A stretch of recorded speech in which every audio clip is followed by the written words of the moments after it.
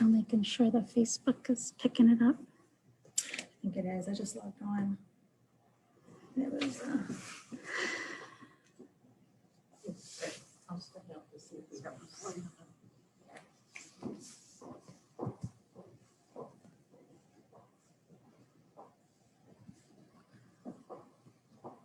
Okay, looks like we're good. I don't know. We'll have to look to see, make sure that I can see the comments. Okay. I'm not seeing any. I'll come and check with you. Okay, go ahead. Ready?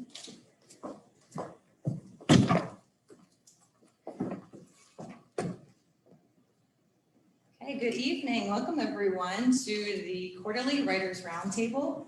I am Jamie Kinsley. I'm your co-facilitator. Unfortunately, my other co-facilitator, Jim McClure, couldn't make it tonight, but we're happy you're here to join us online. So we are a group of writers and researchers, historians that are interested in regional and local history. And so tonight we have an amazing presentation by Samantha Dorm. But before we start that, I'd like to welcome Nicole Smith up. She is the Director of Library and Archives here at the History Center, which, by the way, we're super appreciative of the History Center for hosting this tonight. So thank you, Nicole.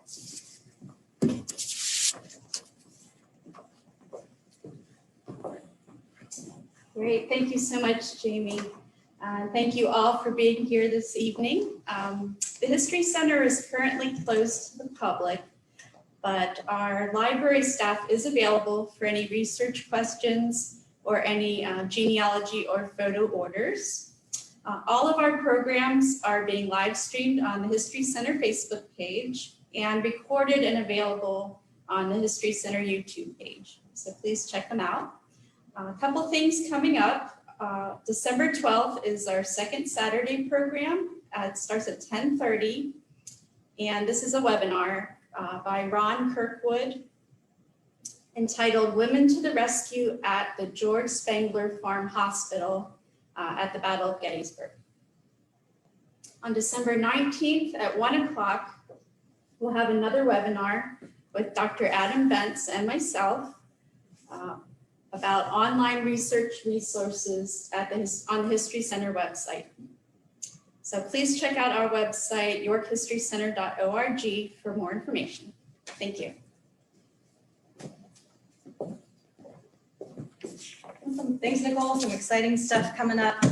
So before we invite Sam up, we'd like to recognize the Keystone Oral Histories. What they have done is they have inducted a Military Hall of Fame for honorees, and it's going to happen later this month on December 17th at 7 o'clock. Some of those honorees are Sandra Stockton. She's a part of the U.S. Air Force and Army. Kim Bracey, the U.S. Air Force. Carmen Bryant for the U.S. Army. Minnie Green, the U.S. Army and Army Reserves. The Reverend Norma Barbara Kenley, the U.S. Army posthumous. Bartha Ellen Lively Jenkins Garrett. She is a Gold Star mother, posthumous. And we've got two women, both Joan Mummert and Samantha Dorm, our guest speaker tonight. And then again, they'll be honored at 7 p.m. on December 17th. There is going to be a documentary that's going to be on the 20th, and this will all be on Facebook Live through the York College Center for Community Engagement. We'll make sure to post those links below. We also have two men, Randy Flume and Dominic Della Carpini, who will also be honored. So tonight we've got Sam, and she's a part of the Lebanon Cemetery, the Friends of. So she's done a lot of research, and she's going to talk about her research tonight, her tools, her methodology, illuminate some big takeaways for us, and give us some tips on our own research. So welcome, Sam. Thank you. So sit up here, glasses come up.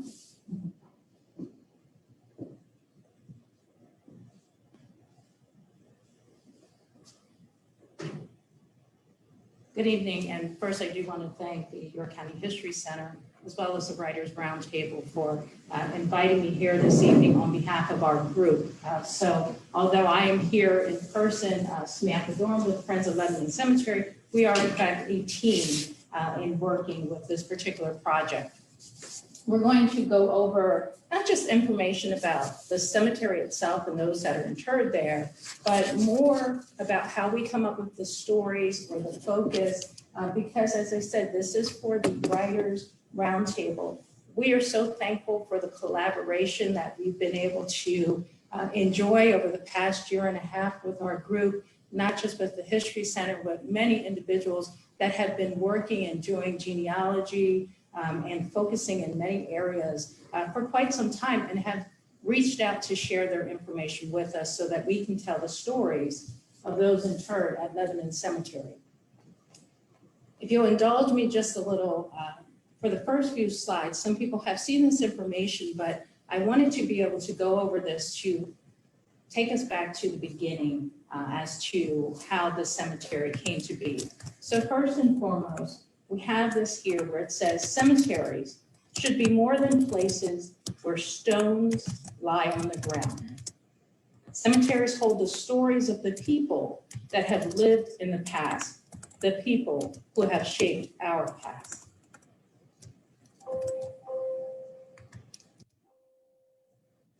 Sorry, there we are, technology, thank you. So why was there a need for a cemetery dedicated to Black individuals? Well, it was very simple. Late into the 1800s, or excuse me, with the 18th century, those that were non-Caucasian were not permitted to be buried in local cemeteries.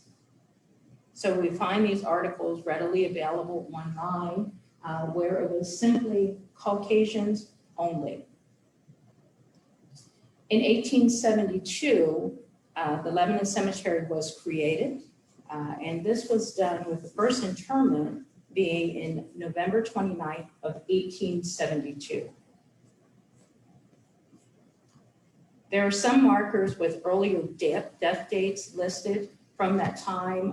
Clearly, there were some bodies that had been disinterred from Potter's Field as well as other locations, and then they were brought to Lebanon Cemetery.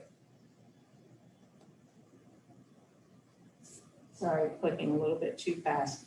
So when the cemetery first started, it was actually 2 acres that were purchased. There was a charter group of managers, and they paid approximately $500 per acre. Again, this information is readily available online and shared not just here through the History Center, but as I said, through multiple resources that are public resources. So we get to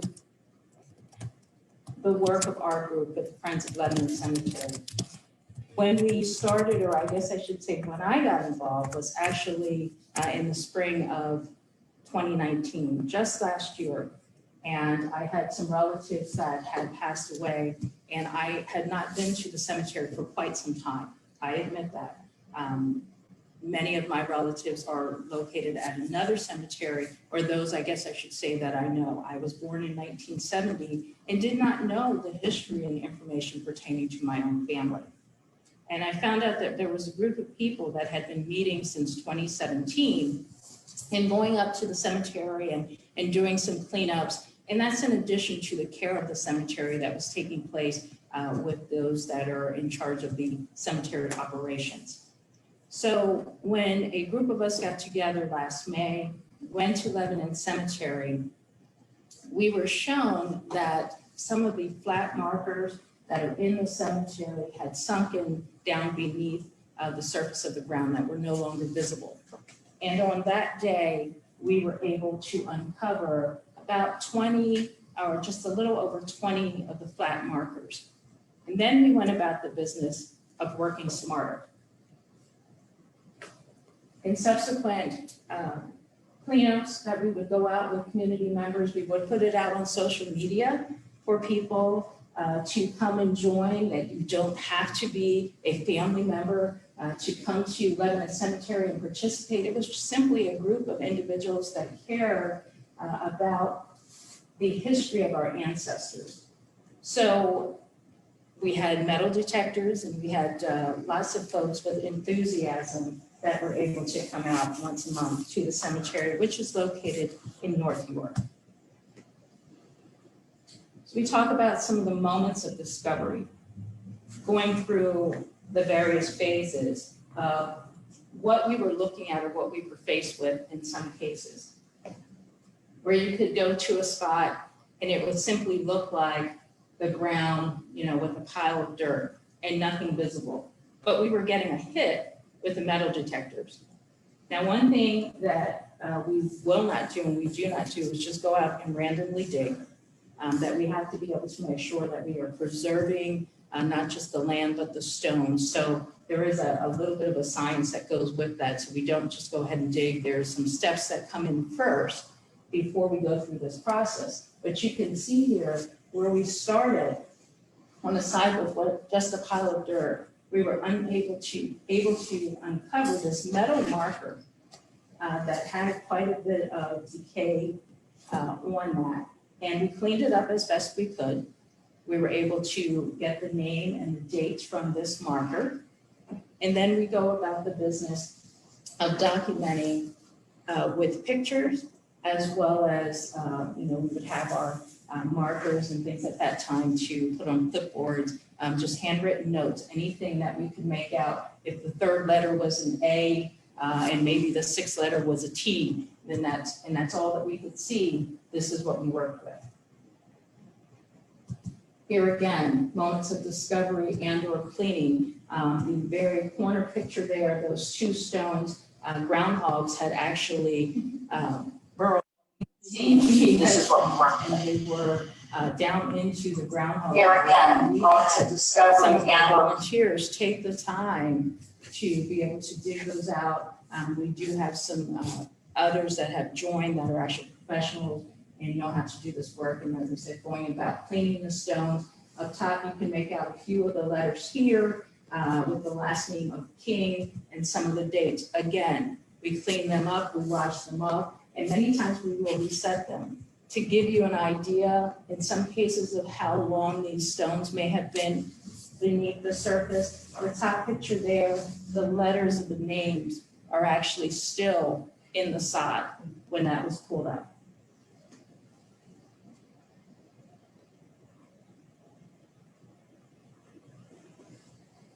From here, again, these are just a few of the stages in looking with the flag showing locations where we were getting hits for the metal detectors. So we would break up into teams. Some folks would just go with metal detectors, put the flags in, and then others would come back with like a probe or instruments to see, again, if they were still getting hits before we would start to dig.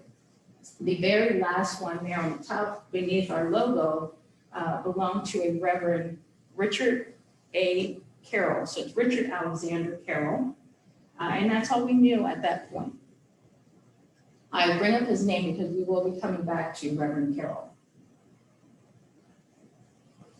We're going to talk a little bit about the military members that are interred at Lebanon Cemetery. With some of the information that was available online through the History Center, as well as through YDR with the blog post that Jim McClure has been doing for quite some time, as well as other contributors that we were able to pull some information.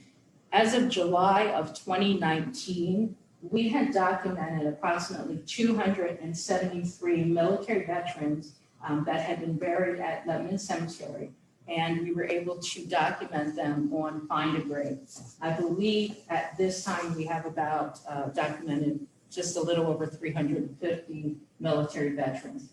All of our information is then being sent to the York County Office of Veterans Affairs so that our files are matching up with what they have as well. Again, information here from the blog post. This was back in 2011, posted by Jim McClure, February 23rd, 2011, where there was an entry that was talking about the names of those interred at Lebanon Cemetery for some research that was being done back then and an audit or canvas that was done in 1935. At that point, that included some of our Civil War soldiers that are there at Lebanon Cemetery, as depicted here, several names of Civil War soldiers. Part of the discussion tonight is about collaboration. So very early last year, and having this information from Jim McClure, and then being able to see where these individuals were located, physically located for many of them in the cemetery. I came here to the History Center and I bought this lovely book from Scott Menges, which is The Ground Swallowed Them Up. And I got on an airplane to head to Chicago, and I could barely sit still on the airplane because so many of the names that I was coming across in his book were people that we knew were at Lebanon Cemetery.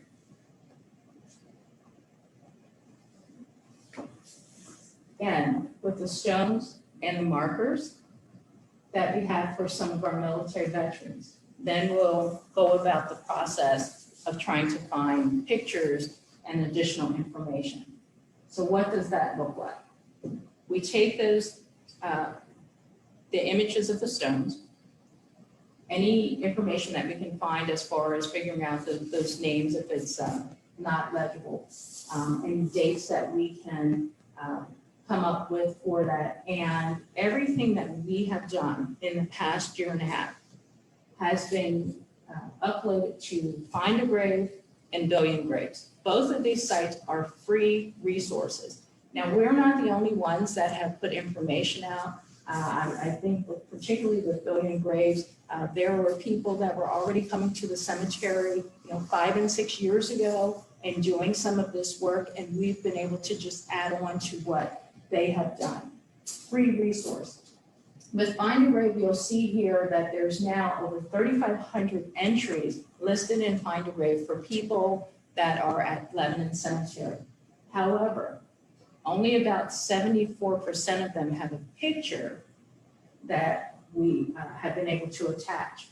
And then it gets even more complicated in that that doesn't necessarily mean it's a picture of their headstone or their flat marker. If they don't have one of those, what we've done is we've gone about putting a copy of their obituary on Find a Grave so that everyone is accounted for. That also gives us an opportunity as we go back in the future, if we are finding other folks that then we can attach to these resources. The Billion Graves listing here, this one is actually GPS recognized, which means if those flat markers would sink beneath the ground again, we'll be able to find them because those coordinates are in the computer, and this app will actually walk you to that location. For those people that have family members or friends that are interred at Lebanon Cemetery, you can go on Billion Graves, you can type their name in, and if it is there, it will walk you directly to their burial site.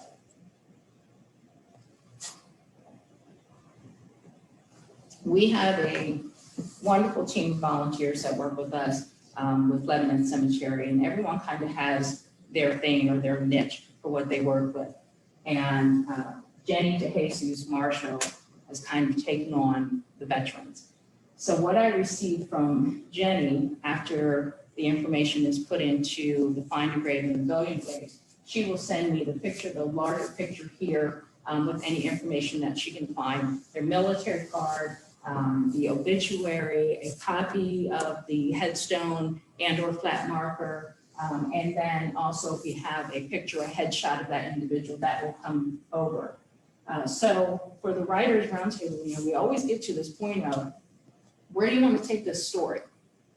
So if this is all that you're receiving, you have 3 things here: military card, headstone, obituary. What did we learn from these things here? And where did we go with that? Well, for one, it does tell us what unit he was actually serving in, and that this was a part of World War I. In addition to that, I know that he was born in West Virginia. I have the name of the parents, so now I can look to see if there are other associations within the cemetery that, does he have other family members there? Because now we have some of the names of family members. The other thing that we have here is a mention of where he was employed, and it says Lucan Steel Company. For me, I decided, what is Lucan Steel Company? What is that? Where was it?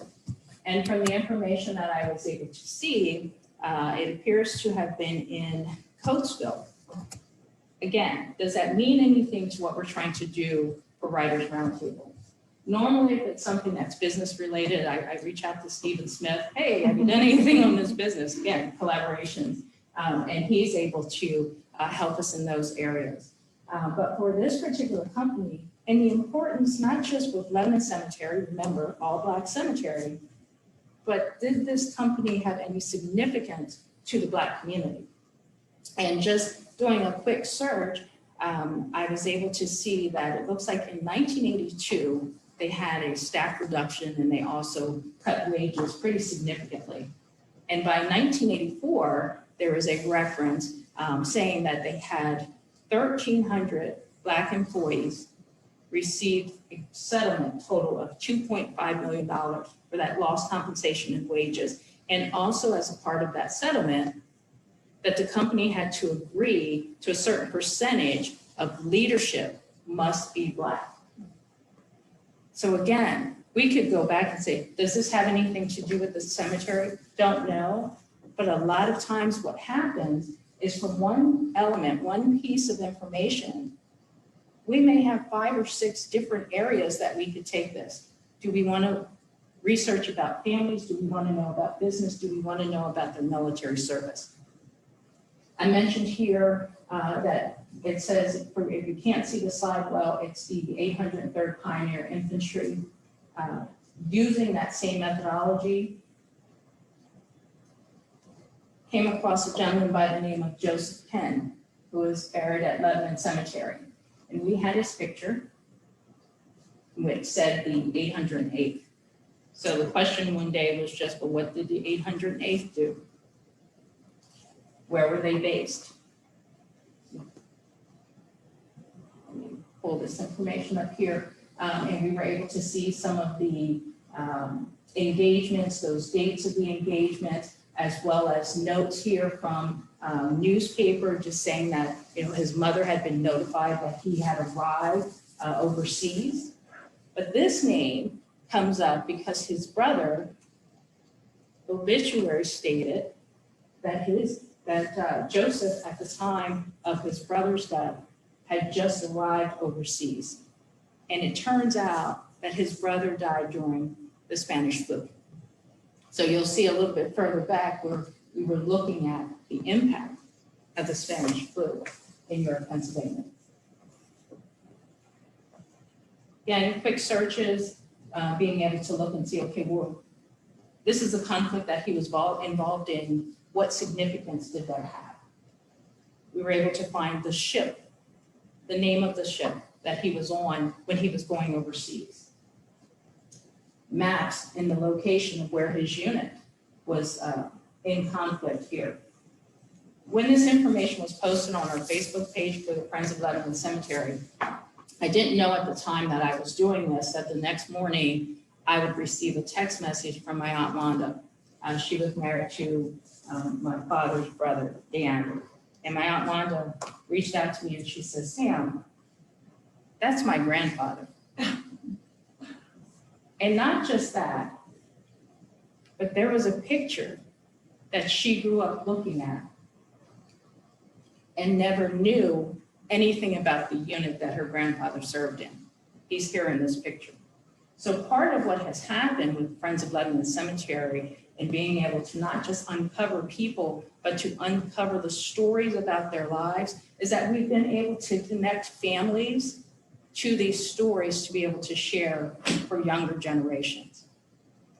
In regards to the picture that is here, we are encouraging people to share their pictures, certainly with us. The History Center, Mr. Jeff Kirkland has the York African American Historical Preservation Society. He is another individual that would be able to help families in preserving their information to share.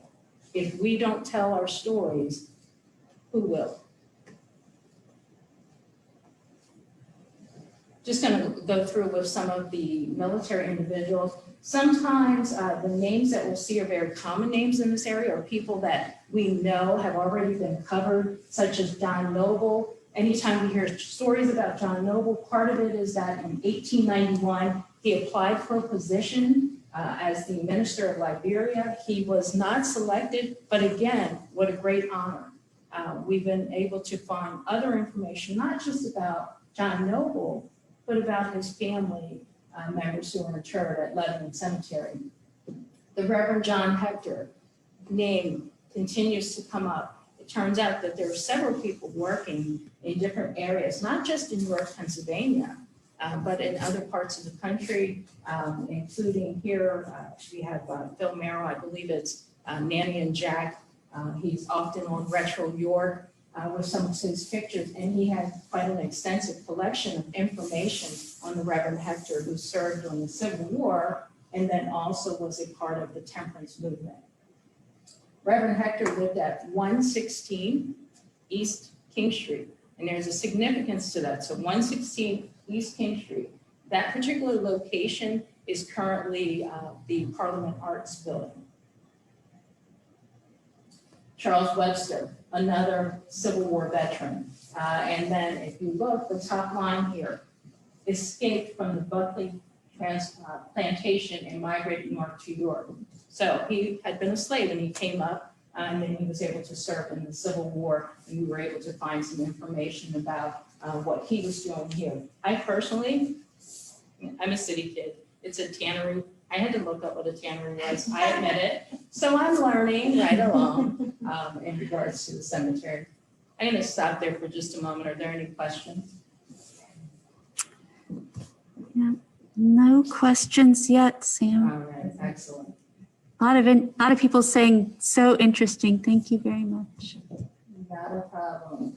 So Lloyd Park, for here, we do try to look for something a little bit different in regards to the stories that are being told. And by that, I mean, many times our history, when we're talking about people, we talk about either one incident or one thing about that individual that they're, famous for. And sometimes it might be the manner and how they died. So here we have Lieutenant Lloyd Arthur Carter, who was a member of the Tuskegee Airmen. And he was killed in a plane crash in 1945 in South Carolina. So many people have covered information about Lloyd Carter, and we are extremely thankful that they've been able to cover that information. The date on the bottom, as far as for those with the Writers' Roundtable, the date on the bottom is the confirmation from Tuskegee as far as for him being listed in their rolls. But what else, or who else, was Lloyd Carter? So we try and go back before the war or before the thing that they're famous for to know a little bit more about individuals. So Lloyd Carter was a graduate of Mount Rose Junior High School.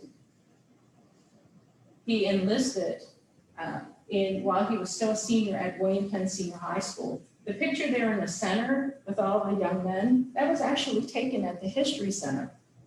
He was one of 12 students that enrolled in an aviation cadet class while he was in high school in 1943. Another, Roger Ballard. We would often hear that he was the first York City casualty of the Korean War. And I believe he was the fourth York County casualty. But is that it? Who was Roger Ballard? We'll see his Purple Heart here. But before he was drafted into the military, he was a part of the Green Pines Boys Club. I don't know about you, but I'd never heard of the Green Pine Boys Club. So that kind of spun off to another area of research to learn about this boys club, where they were located and what they were doing. So it was actually held at the Westminster Presbyterian Church. But the photo in the center is what fascinated me, because growing up in the city of York, I always thought that the black kids and the white kids did not play together. We talk about the '69 race riots, and there's that perception that we simply did not get along. This photo is from 1947. And in 1947, sitting at the piano, we had Roger Ballard teaching the young people from the Green Pine Boys Clubs to sing. And the young man standing beside him in the lighter color shirt, his name is listed here as well. I have to look. So it looks like Roger Ballard at the time was 15. And then beside him was a Daniel, I think it's Pickens, who was 11. Daniel lived on East K Avenue. Well, in looking at the information about Mr. Ballard, it turns out that Daniel later was sick. And I believe, I'm pretty sure he was 17 as far as for Roger Ballard was 17 when he was acting as a pallbearer for this young man's funeral. So we try to go a little bit deeper and have information other than, well, he was the first person from New York City killed in the Korean War. He was more than that. He was an athlete and he was an accomplished musician at a very young age. Paul Walton. I'd never heard of Port Chicago. I had never heard of an explosion that killed 350 and injured 1,000. Port Chicago is located just north of San Francisco. I know this now. But with Paul Walton, all I was seeing was a newspaper article with a clipping that said that he had been slightly injured during Port Chicago. There are documentaries available. You can look at YouTube as well as a considerable amount of written information about Port Chicago. So you see the death toll and you see the number of people that are hurt. But the significance here is that with Port Chicago, all of the folks that were working there were Black. The supervisors were all white, but the people that were doing the work were Black. And they were responsible for the munitions, the bombs and the bullets and things on that line. And back then, of course, you know, OSHA was not around and something went wrong, terribly wrong. So the newspaper articles will say things like, this explosion was felt in 11 surrounding counties, and he survived. Then we get to the next element of what happened with Port Chicago. About, I believe it was less than 2 weeks after this took place, that everyone was ordered to go back to work. They'd been cleaning up and of course recovering the bodies and things on that line, but there was still a war going on. So now they had to go back to work, and several refused. They did not want to go back into those types of conditions. They were court-martialed, and I believe each one was sentenced to about 15 years. So there was an initiative that took place to try and clear their names from this incident. Port Chicago, Paul Walton, York, Pennsylvania, buried at Lebanon Cemetery. Leon Gilbert Sr. Leon Gilbert Sr. fought in World War I. He was a blacksmith and he worked for the Department of Education. I'm sorry, the Department of Agriculture. When we were looking at information on Leon Gilbert Sr., we kind of tripped on information about Leon Gilbert Jr. Jr. is not at Lebanon Cemetery, so we do not put the information here. However, the story, again, was significant. If you go to Washington, D.C., to the African American Museum, there is a exhibit in regards to the unit that Junior was assigned to. So I'm just going to read here. Leon Aaron Gilbert Jr. of York, Pennsylvania was a decorated World War II combat veteran and a lieutenant in an all-Black 24th U.S. Infantry Regiment that fought in Korea. He was court-martialed for refusing to obey an order. Again, significant information that is available online, but also talked about at the National Black History Museum. He was sentenced to death for disobeying that order. His sentence was reduced, but his father fought for many years trying to get his son released and to clear his name. The family of the Gilbert family descendants are still here in York, Pennsylvania. I'm going to go through with some of these, but we talk about just things that we've learned with history. As far as Hester Albert covered again in Scott's book, as well as the recently released Civil War Stories from York County, Pennsylvania, which is Scott Mangus in collaboration with Jim McClure. And they talk about some of our folks at Lebanon Cemetery. So I'm having a great time in reviewing these books. Notable burials. I'm going to go over a few of the clergy. We have here Bishop John Bryant Small Memorial AME Zion Church, which is now located on South Queen Street. We would talk about the bishop without realizing that his wife, Mary J. Small, was the first female elder in the AME Church. Again, in Washington, D.C., there is an exhibit at the African American Museum for Mary J. Small. She's here in York, Pennsylvania. They lived at 309 East King Street.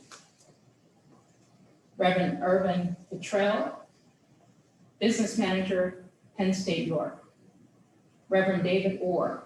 One of the interesting things with the Orr family, you'll find a tidbit because it was carried, looks like February 23rd, 1992. There's an article in the newspaper about the Orr family that you might be able to find through the archives. And in that article, it talks about when they first came here, that one of the things that he was doing to help make a living for his family is he went door to door selling syrup. I'd never seen that before. His son, Dr. Henry Ward, worked for the National Institute of Health. He is interred at Lebanon Cemetery. He was doing cancer research in the 60s. Emily Hall was the founder of York's Shiloh Baptist Church. We have Joanna Harris. Joanna Harris was an instructor at Moravian Playground. Did not know what Moravian Playground was, had never heard of it, located here in the city. Moravian Playground was the only playground where colored children could play. It was located on what is now the parking lot for the staff members of York High at the corner of Pershing and West Princess Street there across from the Agricultural Museum. That was Moravian Playground. Joanna Harris was facilitating activities there, and then she also ran a Girl Scout troop that met at Crispus Attucks. Not knowing anything about Moravian Playground, even though it wasn't about the person, now from a writer standpoint, we spiraled off to tell us about this playground. What was it? I was a Girl Scout growing up. I'm so glad that I was not a Girl Scout during this time because I never would have had a badge. They had to do things like learn the importance of giving aid to an injured person before a physician was able to arrive. Why? There were very few, if any, doctors available, and particularly not to the Black community. So they had to learn to be self-sufficient. How to apply an ankle bandage, bleeding and pressure points. And this is the one where they lost me. Proper treatment of a snake bite. I'm not getting that badge. But, you know, it just talks about before they would have activities at the playground, they did a lesson first, and it's documented. There was a lesson before play. For the Adams Music Club, this was also associated with Miss Joanna Harris. At the time when we put this up, I had no idea that Aunt Jo Lane in New York City, just off of Newberry Street, is named for Joanna Harris, which would be about a block and a half away from where the playground was located. And it was Jim McClure that reached out and said, hey, Sam, that's why this street sign is there. Aunt Jo Lane is named for Joanna Harris. And Joanna Harris was a member of the Adams Music Club. She, as well as many other familiar names at Lebanon Cemetery. The interesting thing for me here was that at any given time, most of these concerts took place at the Smallwood School, or in this case, it was at the William Penn Auditorium. They were able to utilize the auditorium next door, but 900 people showed up to hear these Negro spirituals. And then we have August 16th of 1929, a crowd in excess of 600 people attended 5 lively boxing bouts and a presentation of the 3 bears. So think about that. We had boxing, and then we had the kids come out kind of at intermission to do a presentation of the 3 bears, to really make it, a family environment things. This all took place on the Moravian playground, but the reason that this article stuck out was because these names, Samuel Washington, Lewis Woodyard, John Palmer, were all names that we recognize as having significant contributions to York, Pennsylvania, and other areas, but also interred at Lebanon Cemetery. A little bit of trivia that we sometimes will put in with our information so that people can utilize this even for schools, community groups. They're welcome to go onto our Facebook page and provide these types of resources. So the question, of course, is who opened the first school in York for African-American children? And the answer would be B, James Smallwood. James Smallwood was born just outside of Philadelphia. And in 1867, he became a teacher here. And by 1871, he had officially opened the first school for African-American children in York, Pennsylvania. The Smallwood School, or parts of the Smallwood School, apparently are still intact. It's actually part of York High's cafeteria there on Pershing Avenue. But in looking with James Smallwood and what he was able to accomplish, I'm a descendant of Smallwoods. My great-grandfather and his brother came up from North Carolina. And the question is always out there of, were they related? Is there any relationship? So our group has been doing extensive research on the Smallwoods and working with other family members as well in different parts of the country and putting together these stories. My great-grandfather was Willie, his brother was Whit. Between the two of them, I believe there was probably about 19 kids total. It could be more, I'm not quite sure. So there are a lot of us that are here in York. Part of the discoveries that we were able to make in looking at family connections. The Har family, sometimes it's also spelled H-A-R-R. So we were able to uncover a family plot of 4 people.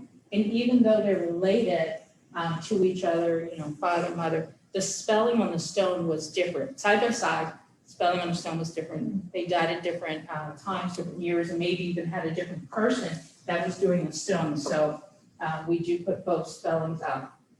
With Virginia Har, we found this tiny little clipping here telling us she lived at 233 East King Street, but that her paintings were on exhibit at the Emancipation Proclamation Expo that took place in Philadelphia in 1963. From that, we were able to locate articles that included some of the paintings. This was from Crispus Attucks in 1947. And then we also saw that she was a member of the Phyllis Wheatley Club. Why is that significant?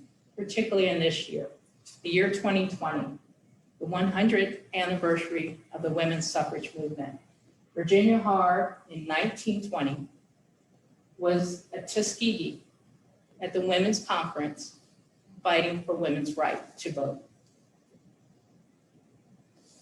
Educators, Mr. and Mrs. Felton, they were part of the Smallwood School. I believe William Felton was actually the principal for some time, and of course, he was also a teacher.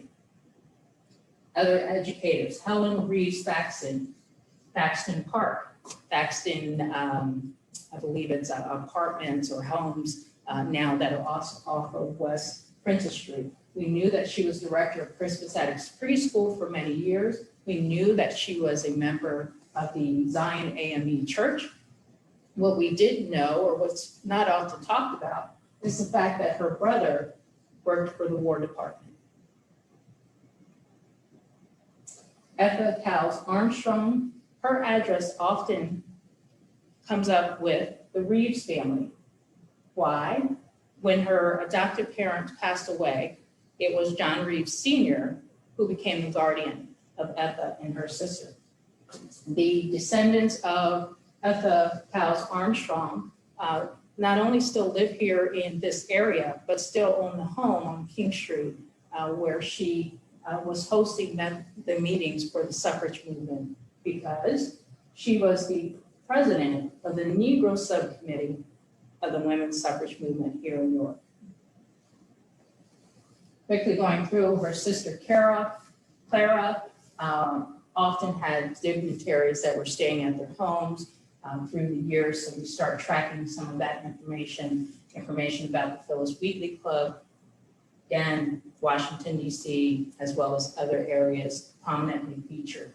York was a part of this movement. Lindell Knowles Muldrow. Turns out, I believe she was the niece of Virginia Hard. We know this in part because the addresses that are in the obituaries and the addresses that are in the newspaper articles are the same, and then through looking at genealogy, able to go back and trace who the family members were. Leah Hopewell, also an educator. Marilee Keenhill Jones, this is my Aunt Marilee, who she was the one that kind of got me involved in all of this last year after she passed. But I've learned so much about my Aunt Mary since that time that we never talked about. And I put this up here for that reason. So many times with family, and particularly with our elders, we're forgetting to ask those questions or to have those stories about what they have done or what the family has been able to achieve. So one thing that Aunt Mary was able to present to me and to pass down is a quilt. This quilt was made by our Aunt Jane Keenhill, who was a slave, and it was made from remnants of slaves' clothing that she had collected. And then it has the history of how this quilt was passed down. I was able to bring the quilt here to the History Center, and they're helping me with being able to preserve the quilt. Family history. Not every story at Lebanon Cemetery has a happy ending. We also find tragedy. But if there's a way to turn those tragedies around into a good thing, then we're embracing that as well. Excuse me. So in July of 2019, we uncovered a stone there in the center, and it had the name of Anna Johnson, and it had her date of birth and her date of death. And I didn't know until around February of this year, 2020, that Miss Anna Johnson was a great-grandmother of Loretta Claiborne. Loretta Claiborne was Special Olympics. There's a picture at the bottom here that shows Loretta on September 10th of 2000 walking through Lebanon Cemetery trying to find Miss Anna's headstone. And we were able to uncover it. So now Loretta and the Claiborne family have been able to go back up to pay their respects for Miss Anna. In 1969, just after the race riots or disturbances or the uprising or whatever you want to call it, the unrest in York, Miss Anna went missing for about a week. And she was found in the creek bed by Bands Park with her clothes drawn along the sides of the creek.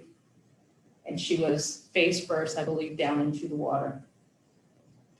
The tanks and things were just leaving town. And the family was told, leave it alone. Leave it alone. That the unrest had just stopped. This was never listed as a cold case. She's listed as dying of natural causes. So we had the trauma for the family of living through that and then having many years later where they were unable to find her resting place, and we've been able to bring that back to the family. Some of the information for collaborations as we're wrapping up. I'm a grant writer by trade. I'm all about data, but I'm also about sharing data, sharing information. Many times what happens and what you're looking at is you can take one element, as I mentioned earlier, and that may have several different focuses from that one element. So sharing information. Earlier this year, when we first started with everything with COVID, I decided that I wanted to see the impact of the Spanish flu on York's Black community. What was the impact in 1918? And I was doing this by going through the obituaries, believe it or not, for the entire year of 1918. I was going through newspapers for a year's worth of obituaries, listing the name, the age, the address, month of their death, as well as the location and or person who was overseeing their funeral, looking for trends, as well as some comments. And it came Unfortunately, my other group is looking. it came up with some very interesting information. We started everything with COVID. They talked about these waves that we could possibly be in. The exact same thing happened in 1918. The data is there. So when we went through the summer months, there were fewer deaths. When we got to around October, there were many more. But it wasn't just that. Excuse me. Families, entire family that were impacted. I said earlier that we do not have some stones for some people. It's very possible that the reason there was never a headstone is because the entire family passed during the Spanish flu. Up next, this is a more recent information as far as some of the data. We've started putting together information surrounding addresses, looking at where there would be some similarities or people that are associated with an address as opposed to searching just by name. So date, the door number, street, and then the individual's referenced, and we also have links to many of the articles. So what comes out of this type of information as far as for Writers Roundtable? Earlier this year in March, Jim McClure was able to publish an article that was in Yorktown Square that talked about that impact of the Spanish flu on York's Black community and showing where those outbreaks took place, people that worked together, people who went to church together. And he wrote about that, and I encourage people to go back and find that article. And then just this week with Jamie and Jim on their Witnessing York website, information about the Green Book. And that part of that comes from that search, that address search to see who was located where at any given time, many times over a span of 30, maybe even 50 years, where families lived in the same place and carried on the tradition of bringing other individuals into their homes. At this point, we do have some information here. The Friends of Lebanon Cemetery at gmail.com is our email address for anyone that would like to reach out to us. Our phone number is here as well. If you have any questions, if you're looking for loved ones and you need the links to these resources, we'll also see about getting that information out as well.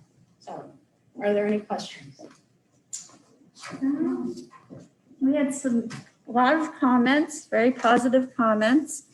We did have one question from Anne Gray. Have you been able to note the daughters of influential women? About their married names are often different, so the relationships are not often always recognized. So the question, if you did not hear that, was more in line with, are we able to document the more so the women along the way whose names have changed? That's actually part of why I started doing the search using an address as opposed to a name. That certainly did happen with the Reeves family. I believe it was a Gertrude Sarah Reeves, and her first husband's last name was Dixon, and then later she married Fleming Johnson. Sometimes she was using Gertrude, other times she was using Sarah, and I thought it was two different people. It was the same. So we are able to pull some of that information together. But again, families, individuals, if you're willing to share your information with us so that we can document that, we are putting them also on the Find a Grave as well as the Billion Graves and trying to associate those. Find a Grave is a component of Ancestry.com. So as people are doing their family trees and things on that line, it would automatically link for them.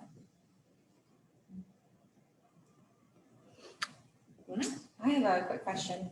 Well, one comment and a thank you. When Jim and I wrote the article on the Green Book and we reached out to you and the Friends of Lebanon Cemetery, it's amazing the amount of research that you've done. I mean, hours and hours that is just raw data. And I think that's what's most impressive. A lot of us are very comfortable researching from our computers, but you're out there doing original research, not only with your oral histories, but then the material culture and the archives, the quilt that you have, going out and digging in the cemeteries. It's amazing how you've been able to piece together this puzzle that then you pass on to others to build onto. And then it gets passed back. And it's like a football game where the ball is just being passed back and forth of how we're helping each other. It's been a wonderful collaboration, and we're looking for more opportunities like that. You know, sometimes Jim, we're couldn't make it tonight, but we're happy. down a piece, a number of individuals, like we'll send out emails maybe to 5 or 6 different people and say, hey, does anybody have information on this? And never once has anyone said no. They'll jump in and we help each other, and then everyone kind of goes back to their respective projects. One of the things that happened with our team, like this year, COVID, crazy, right? I haven't been able to get out as often to physical locations. So what takes place is when some of the other ladies with Tina and Jenny being kind of our core, when they would be out at the cemetery, when they would uncover a stone, they would take a picture and they could send it back to me at home, and I could get started on researching the information about that individual so that by the time they got to their homes, okay, here's the obituary you can upload. And that's how we work it. So everyone kind of has their niche for the things that they're involved with. But at the end of the day, and that's why I always say, you know, we're a team, and we're a team of volunteers. For most of the research that you're and your team are uncovering, can most people find it online? Is that where it's mostly warehouse, a little bit of everywhere? Good question. The cause was in part, so we, through the Friends of Lebanon Cemetery, we do now have our 501c3 and going through the whole process as far as, you know, being a legitimate organization, setting up the bank account. So just on Giving Tuesday, we were able to participate to ask for assistance and resources, financial resources. Now, for what we do, Friends of Lebanon Cemetery, it's education and preservation. And so we were making that clear to individuals. Things such as newspapers.com, Ancestry, and the other search engines, they can get pretty expensive. And we've all been doing that out of pocket.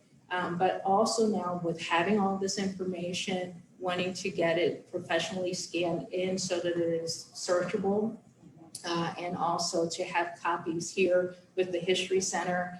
Maybe before we close up, I don't know if Nicole would want to say anything, but if you look at the York County History Center, you can actually find a folder for York's Black history. And within that folder, there's one link that says Keno, which is my family. So my cousin Lisa came in and she allowed for things to be scanned in. And so it's not just preserving it for our family, but for others for future reference, whether that be for research or just people wanting to find their relatives. That's really amazing. Yeah, thank you. We do have one more question from Steve Smith. Before Lebanon Cemetery was established in 1872, have you discovered earlier cemeteries for Blacks in the York area? Oh, he hit a nerve. Okay. So Stephen is asking if we've discovered other Black cemeteries. Now, we'll talk first just with York. So the AME Church, which as I said is now Small Memorial AME Zion Church, when you're looking, previously it was the Duke Street AME, which would be the 100 block of North Duke Street. We're coming across a number of clippings and articles that reference a cemetery at the Duke Street AME Church. We have no idea if when the church moved to King Street in the early 1900s, whether or not those individuals were disinterred or were they later taken to Lebanon Cemetery. That we don't know. But outside of what's happening in this area, outside of North York, there are other Black cemeteries in other parts of York County. Lebanon Cemetery is the largest. The others, some are not cared for. I believe the one in Lower Chanceford is literally in the middle of a field. There's an Amish family that lives there and have, will ask for permission, particularly this time of year. You don't want to go into remote sites when people are deer hunting.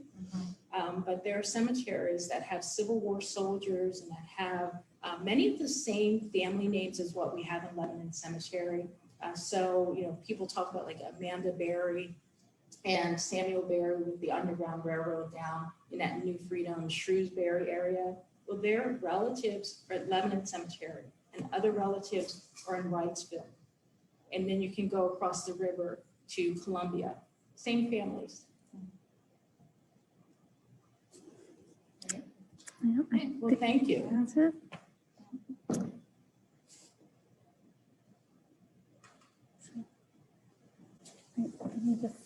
I'll go ahead and turn the reins over to you. Do you want to go también? Go ahead. Thank you so much, Sam. We just had many very positive comments on Facebook and Zoom. I'm really appreciative of you and your team's work. And we do have additional resources, like it says at the History Center. A little hard to get to these days, but if you have any questions, we are available to help.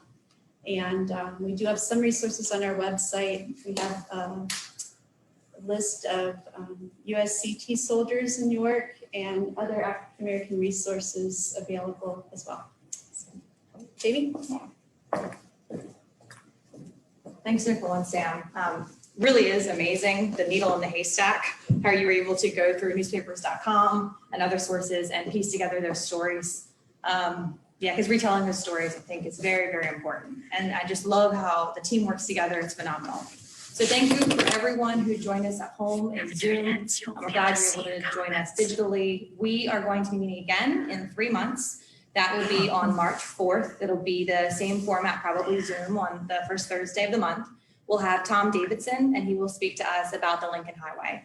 So he'll share how he conducted his research, the various tools that he uses, and any interesting takeaways that he has from his research, and then how we can continue our own research and continue to build. Thank you very much for joining us. Have a great night.